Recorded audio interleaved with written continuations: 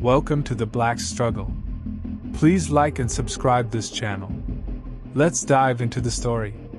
The checkpoint lights flashed ahead like a warning. General Veronica Carter slowed her sedan, window already rolled down.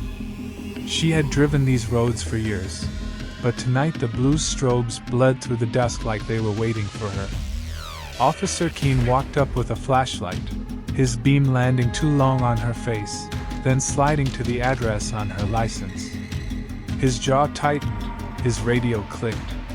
"Westfield Heights," he said into the mic, as if that detail alone meant trouble.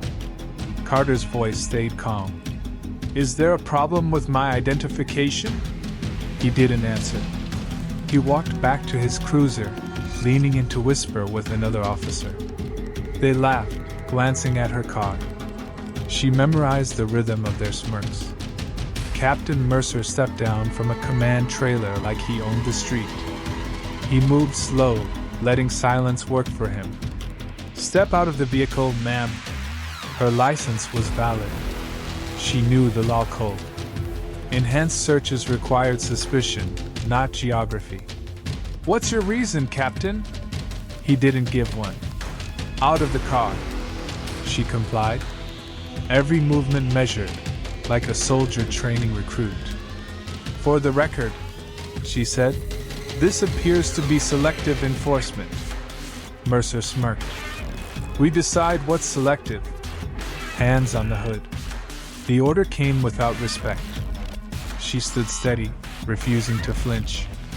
"I do not consent to a search without probable cause," she said clearly.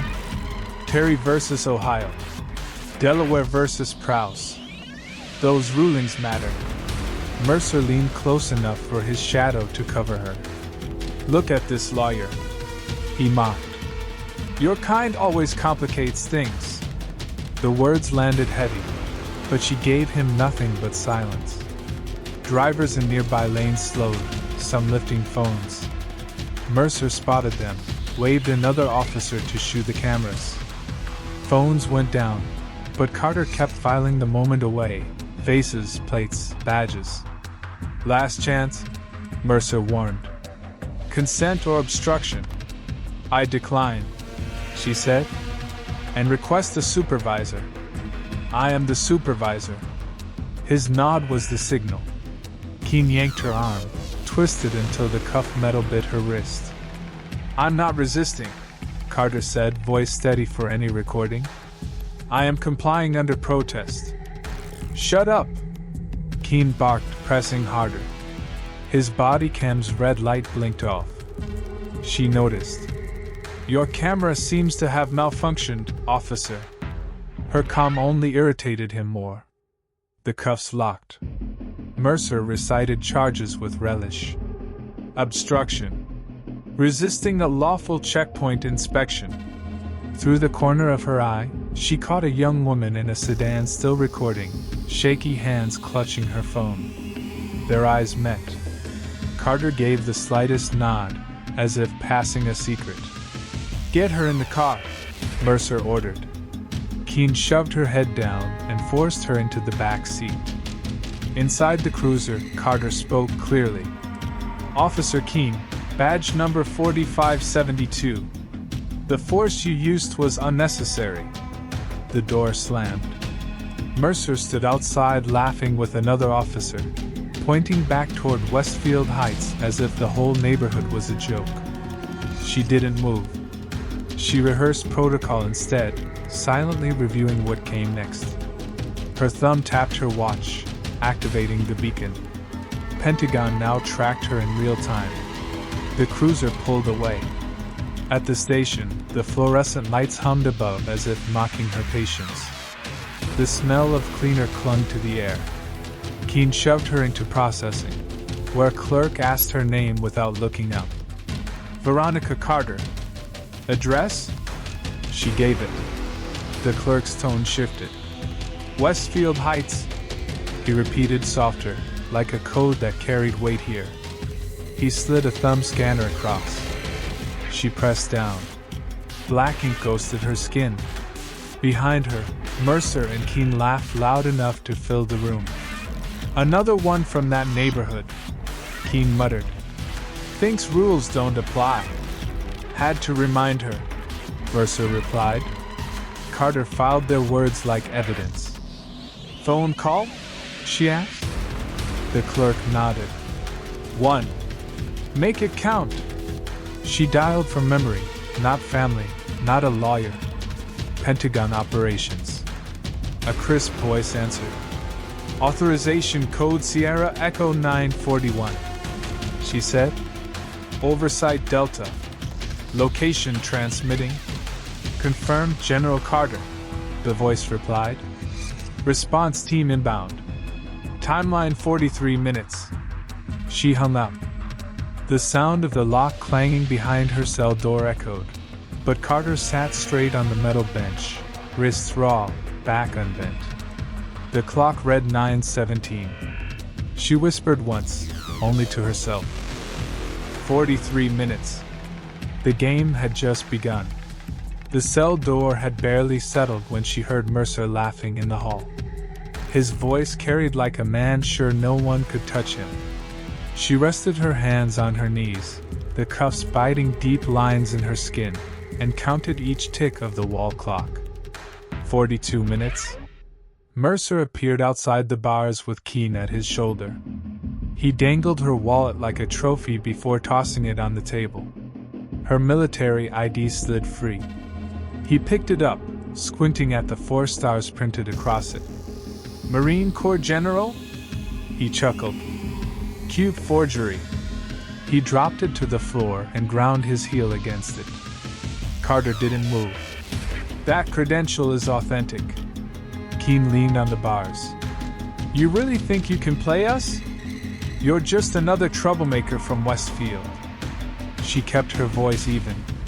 You are violating my rights. I have requested counsel twice. Mercer smirked. And I told you, you'll get what we decide. He opened a thin folder, pretending to skim it. No priors. Guess this is your first time learning about consequences. The clock ticked again. 40 minutes. He slid a document under the bars. Sign this confession, plea to obstruction. You'll be out by morning. She didn't touch it. Not without my attorney. Keen slammed his fist on the table. The captain asked nicely. She raised her eyes to him, steady as stone. And I declined respectfully. That was when a new voice cut in, sharper, calmer. Captain Mercer, a word outside. Detective Ethan Rivera stood in the doorway. His suit was plain, his badge hanging on a chain. He wasn't smiling. Mercer stiffened but followed him out. Through the thin walls, Carter heard the exchange. Rivera's voice carried authority. Her ID has microprinting, holograms, UV seals. It's real. Mercer tried to laugh it off. She stole it. No, Rivera said flatly. I served before the department. I know what a real general's card looks like. Silence stretched. Then Mercer's voice dropped lower, but she caught enough. Councilman Pierce doesn't want questions. We process her. End of story. When the door opened again, Rivera came in alone. He picked up her ID from the table, turned it under the harsh light, then slid it gently back to her. General Carter, correct? His tone carried respect now. She nodded once. That is correct. He straightened like muscle memory. What brings you here tonight? Before she could answer, the door banged open. Councilman Pierce strode in, ring glinting under the fluorescent lights. He looked at Carter like she was paperwork on his desk. Why the delay, Captain? He asked, ignoring Rivera completely. I expected routine processing.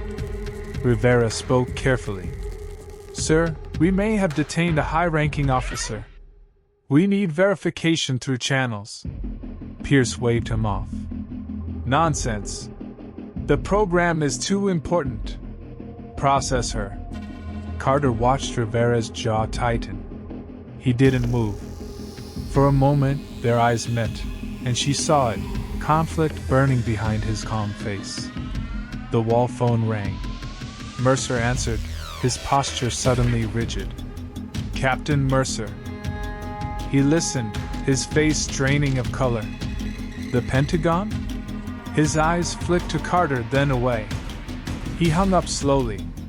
They asked why General Carter was here. Again. 21 minutes. Enough time for the full weight of consequence to land. The room stilled. Pierce recovered first, pasting on a politician's smile. Release her with an apology. Miscommunication. But Mercer shook his head. There's more. A military unit is en route. They mentioned your checkpoint program, Councilman. Carter leaned back, calm as ever. 32 minutes. Rivera looked at her, then at Mercer, then back at Pierce. The ground was shifting under all of them, and Carter could feel the cracks widening. Pierce smoothed his tie like he could iron out reality. We'll handle this amicably. Carter's voice was quiet but carried weight. This isn't about me. It's about every person you targeted. And the clock is still running. The hallway outside her cell buzzed with footsteps, flipped voices bouncing off the cinderblock walls. Carter stayed seated, back straight, wrists marked red from the cuffs. 30 minutes. She didn't need to look at her watch. The rhythm of waiting was its own clock.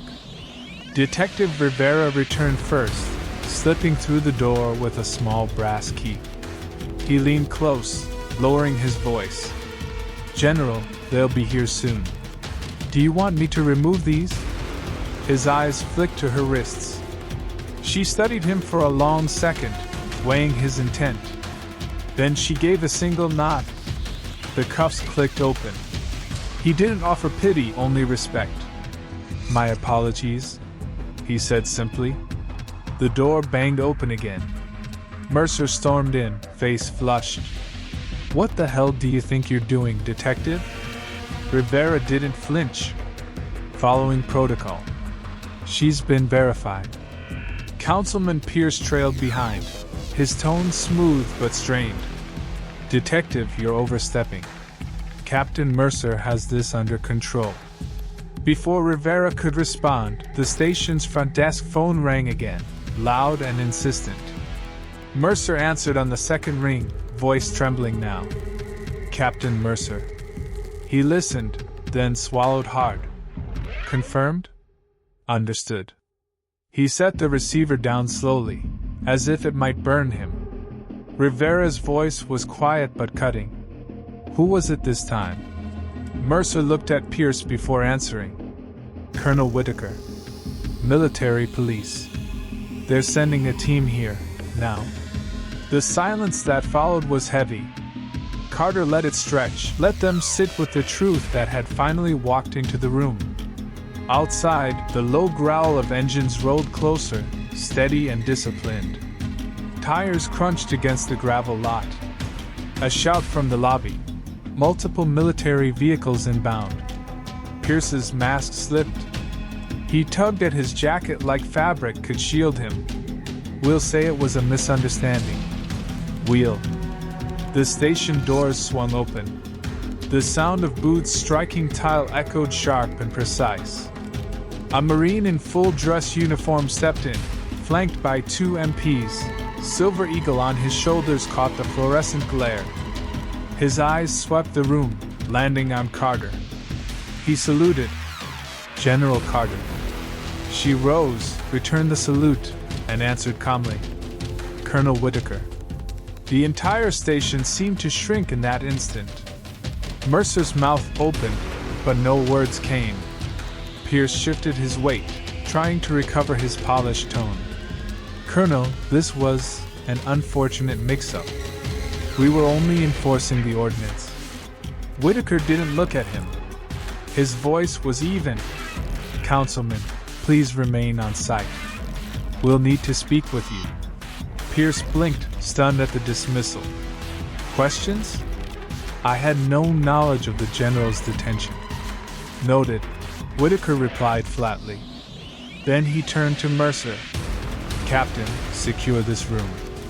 It's now federal jurisdiction." Mercer hesitated. "Colonel, this is a police station. My department. I have direct authorization from the Secretary of Defense." Whitaker cut him off. "Your cooperation is not optional." Activity surged. Uniformed investigators rolled in cases, stringing cables, setting up monitors. Forensic specialists began collecting body cams and seizing evidence. The tempo of the room shifted from intimidation to investigation. Carter stood quietly in the center, watching the panic settle on Mercer's shoulders and the cracks splintering Pierce's confidence. She didn't need to raise her voice. The truth was here, in uniform, carrying authority either man could bend. She turned to Whitaker. "Status? Evidence preservation is underway. DOJ and Governor's liaison on secure lines," he answered crisply. Rivera stepped closer, handing her a small USB drive. His hand shook slightly, but his eyes were steady. "Internal files I managed to gather. Checkpoint orders. Demographics. Suppression of complaints." Carter accepted it without ceremony. "Thank you, Detective. Your diligence matters." The hum of servers and printers filled the air. Every officer in the room knew the story had shifted. They weren't in control anymore. Carter looked at Mercer, his face pale as a ghost. "Captain," she said softly, "everything you thought would disappear tonight is about to surface." The clock on the wall ticked. Files spread across the conference table, monitors glowing with maps and charts pulled straight from seized drives. The air in the station no longer smelled of bleach and sweat, it smelled of fear. Mercer sat stiff in a corner chair, jaw tight, while Pierce paced like a man trying to control a storm with hand gestures. Carter stood at the head of the table. Her jacket was plain, her voice steady. 6 months of complaints. 6 months of data. Tonight simply confirmed what we already knew. Whitaker nodded to a technician, who projected the first slide. A heat map of the city bled red over Westfield Heights. Arrests. Stops. Searches. The density was impossible to deny. Rivera spoke next, reading from his notes. "Stop rate for Westfield residents, 89%. Arrest conversion from those stops, 94. White motorists, same routes, same infractions, barely 8%. He paused, looking straight at Pierce. "That's not safety.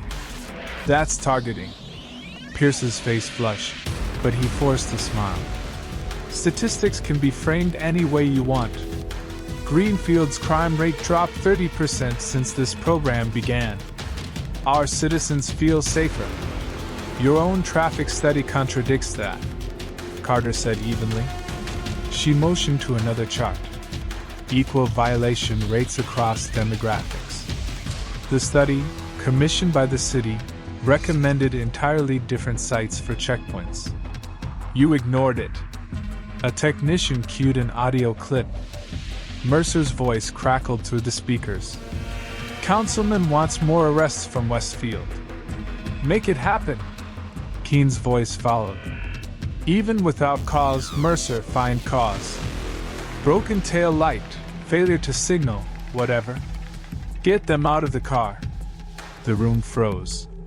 "That could be anyone," Pierce snapped. Voice analysis results popped up on screen. Confirmed. Mercer. Keene. Undeniable.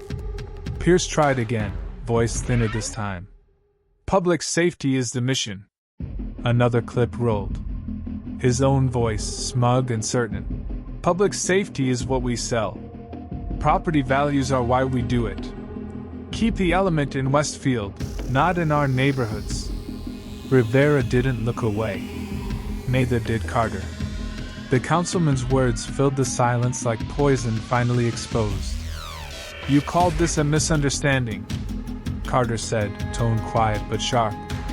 It's not. It's a system built on discrimination, enforced with quotas buried under false paperwork. Mercer dropped his gaze to the table. His reflection in the glass looked like a stranger. Pierce tried one last line. This is a witch hunt. This is accountability, Carter replied. She nodded to Rivera.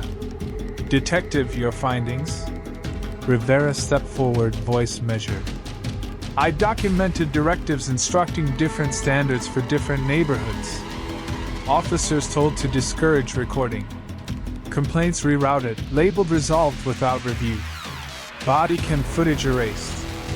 He slid documents across the table, highlighted in yellow. This isn't rumor. It's paper.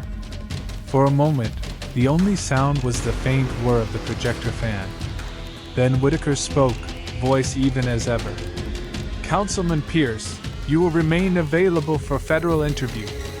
Captain Mercer, you will compile all checkpoint directives from the last 6 months. Effective immediately, this program is suspended pending constitutional review. Pierce lurched to his feet. Suspended? You'll destroy the city's progress. Rivera didn't flinch. Progress doesn't come from violating rights. Mercer rubbed his temples, whispering something to himself, words only he could hear.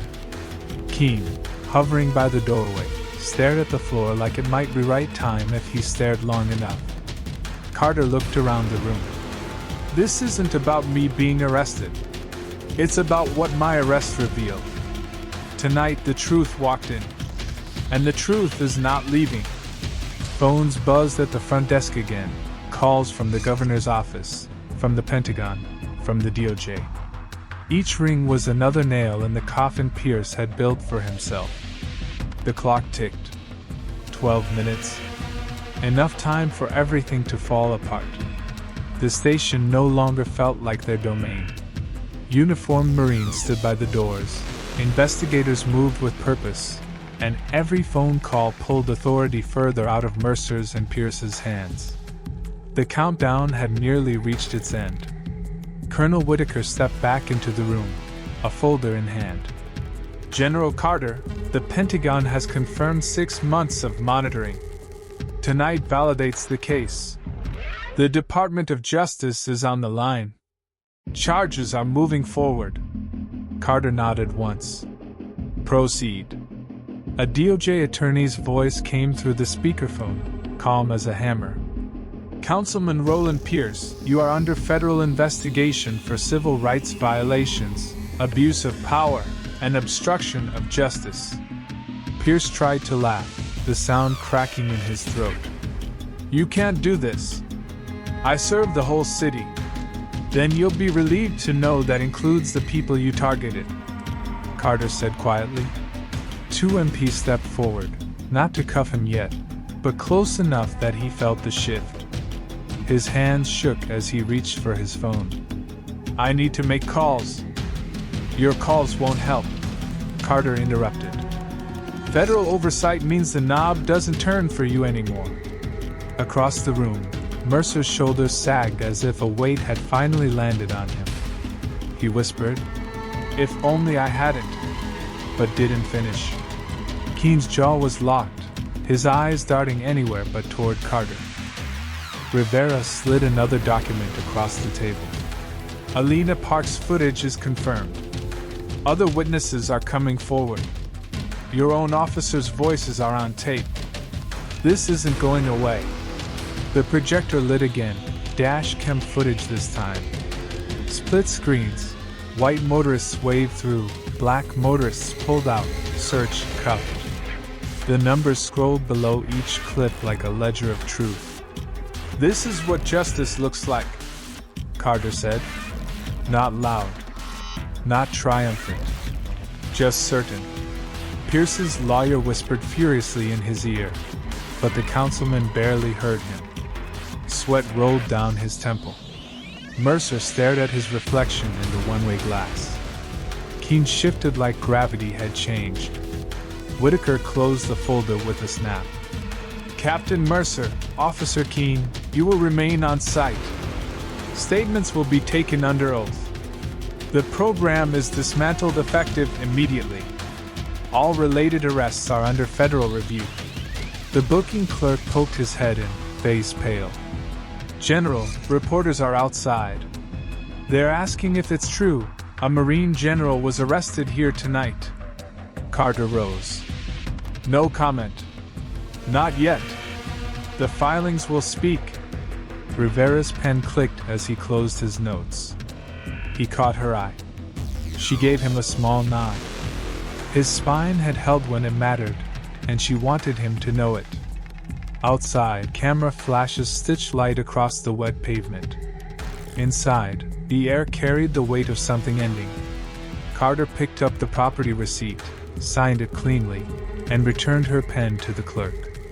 Then she added one final line to her official statement, her handwriting steady despite the hours behind her. Justice isn't loud. It is thorough. The clock on the wall clicked over. 43 minutes.